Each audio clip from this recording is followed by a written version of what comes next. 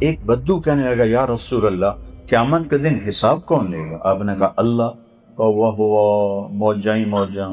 آپ نے کہا ما یحملک علی قولک بخن بخن، وہ تو کیڑی گل تو آخ رہے ہیں موجاں ہی موجاں؟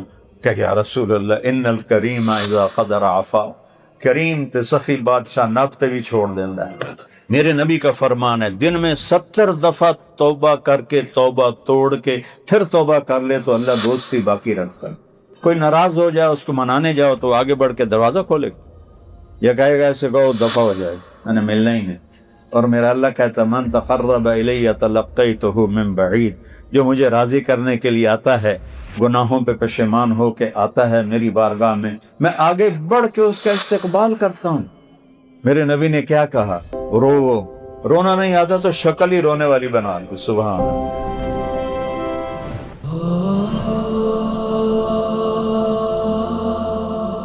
ایک بدو کہنے لگا یا رسول اللہ قیامت کے دن حساب کون لے گا؟ آپ نے کہا اللہ، واہ واہ، موجاں ہی موجاں، بخن بخن کا جو میں ترجمہ کرتا ہوں موجاں ہی موجاں یا رسول اللہ۔ آپ نے کہا ما یحملک علی قولک بخن بخن، وہ تو کیڑی گل تو آخ رہے ہیں موجاں ہی موجاں؟ کہ یا رسول اللہ ان الکریم اذا قدر عفا، کریم تے سخی بادشاہ نب تے بھی چھوڑ دینا ہے۔ کریم ذات ہے، نب تے بھی چھوڑ دے کی پتا۔ تو معاملہ اللہ سے بہت آسان، پچھلے پہ توبہ کے 2 بول بول اور آئندہ فرائض کو پورا کریں، حرام سے بچیں۔ پھر اس میں کوئی گڑبڑ ہو جائے پھر معافی مانگ لیں، پھر معاف کر لیں۔ میرے نبی کا فرمان ہے دن میں 70 دفعہ توبہ کر کے توبہ توڑ کے پھر توبہ کر لے تو اللہ دوستی باقی رکھتا ہے۔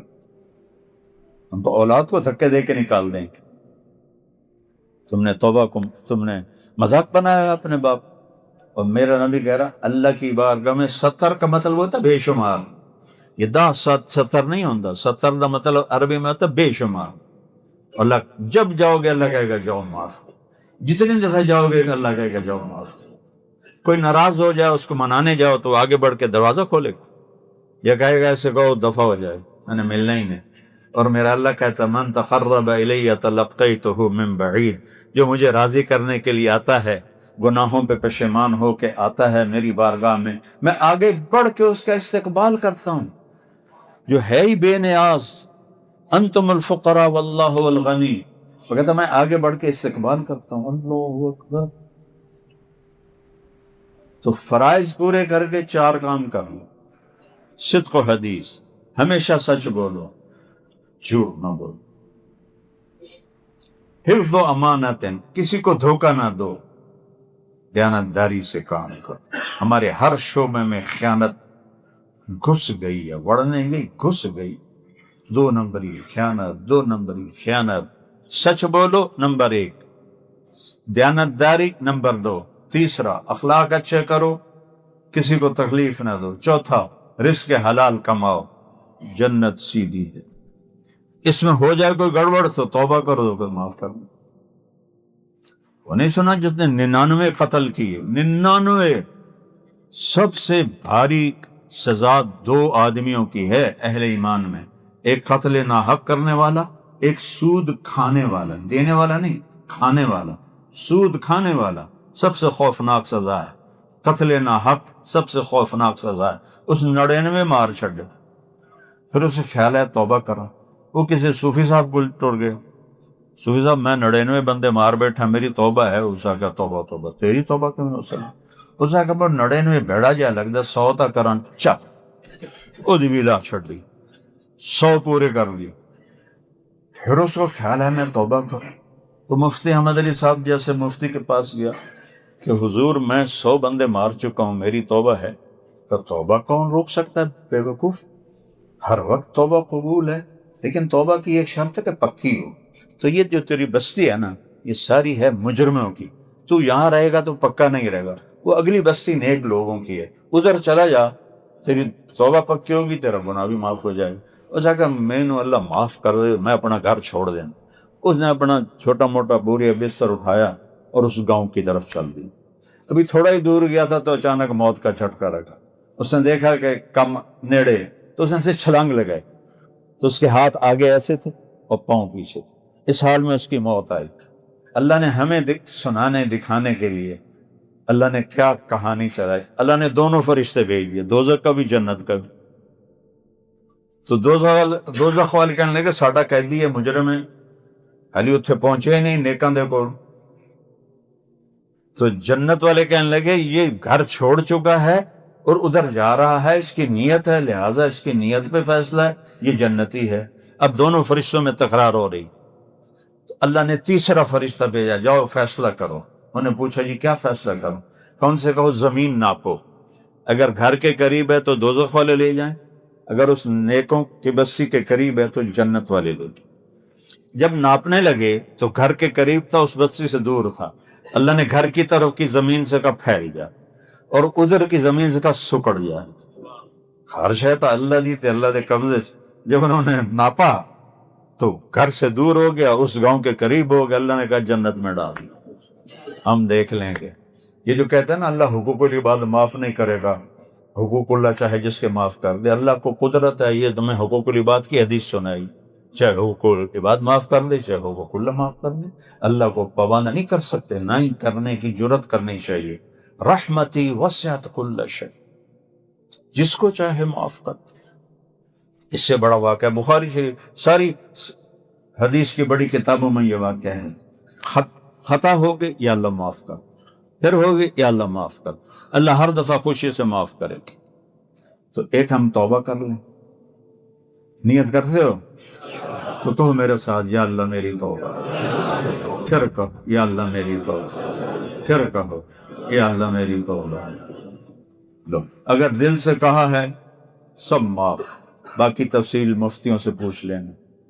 تو جس نے توبہ پکی کر لی ہے مبارک ہو، سب معاف ہوگا صاف۔ پھر کوئی دھبا لگ جائے پھر کہنا یا اللہ معاف کر۔ میرے نبی نے کیا کہا، رونا نہیں آتا تو شکل ہی رونے والی بنا لو، سبحان اللہ۔ کئیوں کا دل ایسا ہوتا ہے کہ ان کو رونا آتا ہے نہیں، تو میرے نبی نے کہا رونے والی شکل بنا دو۔ جیسے کہ ان فقیروں سے سیکھو دعا کیسے مانگنی، یہ نہیں کھڑے ہوتے مانگنے والے، کیسے چہرہ بناتے ہیں، کیسے تعریفیں کرتے ہیں، کیسے ہاتھ پھیلاتے ہیں، خواہ مخواہ دل کرتا ہے کچھ دے دیں، حالانکہ پتہ ہے یہ کاروباری ہیں، شام کو 4-5 ہزار کما کے لے جائیں، پھر بھی اس کا چہرہ ایکشن، تو اللہ کہتا اللہ کو ایسے دکھا دو تو اللہ کہتا چل جا دفع کرو معاف کیا۔ اور بھائیو نماز قضا ہو جائے تو سونے سے پہلے اس کی قضا پڑھ کے سو، سر پہ زیادہ چڑھ جائیں تو پھر مفتیوں سے پوچھو کہ کیا کرنا ہے۔ لیکن آج کوئی قضا ہے تو شام کو پڑھ لو، دوپہر کو پڑھ لو، رات کو پڑھ لو، اگلے دن پڑھ لو۔ روزے چھوٹ گئے ہیں کسی وجہ سے، بعد میں آہستہ آہستہ رکھ لو۔ اور بیمار ایسا ہے کہ رکھ ہی نہیں سکتا، پھر اس کو معاف ہو جاتے ہیں۔ حج میں بیمار ہے، حج معاف ہو جاتا ہے، نماز معاف نہیں ہوتی۔ اگر معاف ہوتی تو حسین کو کربلا میں ہوتی، ان کا سر تو کٹے گا، نماز نہیں چھوٹے۔ اور دنیا سے جاتے ہوئے میرے نبی نے کہا الصلاۃ الصلاۃ الصلاۃ، تو سارے بھائی اس کی نیت کرو، نماز نہیں چھوڑنی، اور نماز تو مسجد میں باجماعت پڑھنا ہے، علماء سے رابطہ رکھنا ہے، اپنی زندگی کے مسائل ان سے پوچھ کے چلو تاکہ صحیح راستہ ملے، صحیح۔ وہ میں ایک وہ اپنا ہی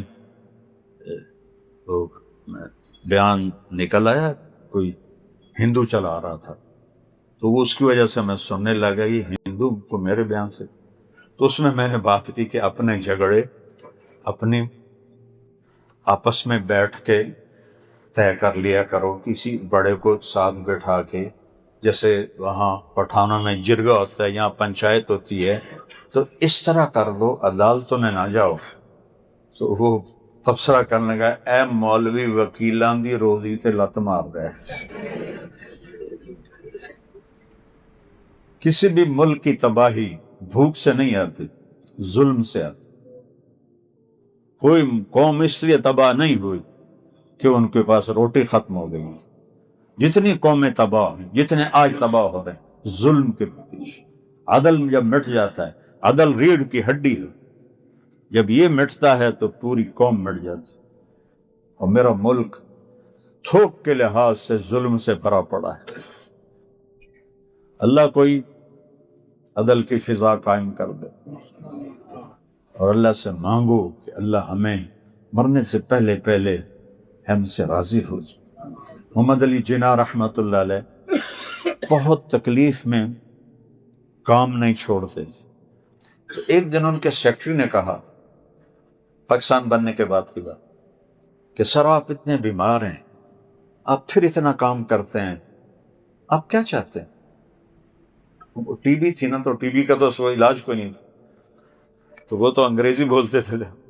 کہنے لگے دیکھو میں یہ چاہتا ہوں جب میں اللہ کے پاس حاضر ہوں تو اللہ مجھے کہے well done mister Jinnah, well done, well done mister Jinnah, well done. ہم بھی جب مریں تو اللہ کہے شاباش میرے بندے، بہت اچھا کر کے آئے. اور جب اللہ موقع دے تبلیغ میں 3 دن لگانا شروع کر دو. میں 4 مہینے بھی نہیں کہتا، چلہ بھی نہیں کہتا، صرف 3 دن کہتا ہوں، لیکن باقاعدگی سے چلتے رہو تو انشاءاللہ پوری زندگی میں تبدیلی آ جائے. کسی سے لڑے ہوئے ہو صلح کر. خامن بیوی میں کوئی جھگڑا ٹکراؤ ہے تو یہ ایسا بڑا عمل ہے، اگر یہ صلح کر لیں تو اللہ ان کے پچھلے سارے گناہ معاف کر دے. جیسے نماز پہ معاف ہوتے ہیں، میاں بیوی کا جھگڑا ہو اور صلح کر لیں تو ان دونوں کے پچھلے گناہ معاف ہو جاتے ہیں. صحیح میں دعویٰ نہیں ہے بھائی میں اپنی نیت کو ٹھیک کرنے میں لگا ہوں. اور سب سے باریک عمل ہے یہ نیت کی سے، چونکہ کسی کو نہیں پتا سوائے اللہ کی. یہ کبھی نہیں کہنا چاہیے کہ یہ اس کی تو نیت خراب، اور کبھی دعویٰ نہیں کرنا چاہیے کہ میری نیت ٹھیک. یہ موت پہ ہی راز کھلے گا کہ میں اللہ کے لیے کر رہا تھا کہ میں واہ واہ کے لیے کر رہا تھا. تو کسی کو دیکھ کر کہنا کہ یہ تو پیسے کے لیے کر رہا ہے، شہرت کے لیے کر، جیسے مجھے بہت سارے مولوی فتوے لگاتے ہیں یہ تو شہرت کے لیے کر رہا ہے، اپنے حافظے کا روب جتلاتا ہے، نسب نامے پڑھتا ہے. ایسی قسم کی مجھے تعریفیں، ایسی تعریفیں بھی میری ہوتی رہتی ہیں. یہ امر میں چپ کر کے طرف بیٹھے ہوئے، تو لیکن یہ ہو ہی نہیں سکتا کہ رتب و یابس کٹھا نہ ہو، اچھے کہنے والے برا کہنے والے نہ ہو. نبیوں کو نہیں چھوڑا لوگوں نے. ہمارے نبی کو کیا کہا؟ ساحر مجنون، اِنَّا لَتَارِكُ آلِهَتَنَا لِشَاعِرٍ مجنون. ایک شاعر، ایک مجنون، ساحر کذاب، جادوگر اور جھوٹا. تو کسی پر شک نہیں کرنا چاہیے اور اپنے اوپر کبھی دعویٰ نہیں کرنا چاہیے. یہ اتنا باریک عمل ہے کہ جو صرف موت پہ جا کے یہ راز کھلے گا کہ اللہ تیرے لیے. اس لیے میں تنہائی میں بہت روتا ہوں کہ آپ سب کے لیے میں قسم اٹھا سکتا ہوں کہ آپ اللہ کے لیے آئے بیٹھے، لیکن یہاں بیٹھنے والا قسم نہیں کھا سکتا کہ وہ اللہ کے لیے بات کر. پتہ نہیں اپنی واہ واہ کے لیے کر رہا ہے، یہ مولی آدم کو خوش کرنے کے لیے کر رہا ہے کہ میں ان کی والدہ کی تعزیت کی جائے. اس لیے اس کا کچھ دعویٰ نہیں. یہاں آنے کے بعد کوئی دعویٰ نہیں. یوسف بن حسین ایک بہت بڑے محدث گزرے اور بہت بڑے خطیب گزرے. موت کا وقت آیا تو رونے لگے، یا اللہ ایک میرے پاس دیانت ہے، ایک میرے پاس خیانت ہے. دیانت تو یہ ہے جو میرے اور تیرے بندوں کے درمیان ہے کہ میں نے انہیں تیرا پیغام صحیح صحیح سنایا ہے، اس میں کوئی کھوٹ نہیں. اور ایک میری خیانت ہے جو میرے اور تیرے درمیان ہے کہ میں تیرے حق میں خیانت کرتا رہا ہوں. میری دیانت کے بدلے میری خیانت کو معاف کر دے. اور روتے ہوئے انتقال ہو گیا. خواب میں اپنے ایک ساتھی کو ملے، انہوں نے پوچھا کیا ہوا؟ کہ اللہ نے مجھے کھڑا کیا اور پوچھا یوسف موت کے وقت کیا کہا تھا تو نے؟ تو انہوں نے کہا یا اللہ میں نے یہ کہا تھا، ایک دیانت ہے کہ لوگوں کو تیرا پیغام صحیح پہنچائے، ایک خیانت ہے کہ تیرے ساتھ معاملہ ٹھیک نہیں رکھا. کہ یوسف تیرا یہ ایک بول مجھے اتنا پسند آیا کہ چل جنت میں چلے. نہ ان کی حدیث کا ذکر کیا، نہ ان کی تصوف کا ذکر کیا، نہ ان کے مواعظ کا، نہ تیرا یہ بول مجھے پسند آ گیا تو میں نے تجھے معاف کیا. تو یہ جڑ ہے، یہ نیت نوا سے ہے. نوا گٹھلی کو کہتے ہیں. گٹھلی کے بغیر درخت وجود میں نہیں آتا. یہ حنفیوں نے تھوڑی سی وہ نکالی شک کہ بھائی چلو اجر نہیں ملتا پر عمل ہو جاتا ہے، لیکن میں امام شافعی کے ساتھ عمل بھی نہیں ہوتا، اجر بھی نہیں ہوتا. اب میں ذمہ دار ہوں، گٹھلی کے بغیر درخت اگا سکتا ہوں؟ آموں کے باغ ہیں تو پھو کر کے آم دا بوٹا کٹ سکنا، گٹھلی کے بغیر تو درخت نہیں ہوتا. نوا کا مادہ، نیت کا مادہ نوا سے ہے، نوا گٹھلی کو کہتے ہیں. تو یہ لفظ بتا رہا ہے کہ نیت کے بغیر وجود نہیں ہو سکتا. باقی اللہ کرے حناف کی بات صحیح ہو کہ کم از کم حاضری تو ہو جائے، لہذا میں ان کے ساتھ ہوں، عقلاً میں امام شافعی کے ساتھ، عقیدتاً ان کے ساتھ. تو اپنی نیت کو تصحیح ہر وقت ٹھیک کرنا، ہر وقت ٹھیک کرنا. ایک لمحے میں تو ہاتھوں سے نکل جاتے، ایک لمحے میں. تو لہذا ہر وقت تصحیح تصحیح تصحیح تصحیح، یہاں تک کہ موت آئے اور ہم اپنی نیت ٹھیک کرتے کرتے اللہ کے پاس چلے جائیں.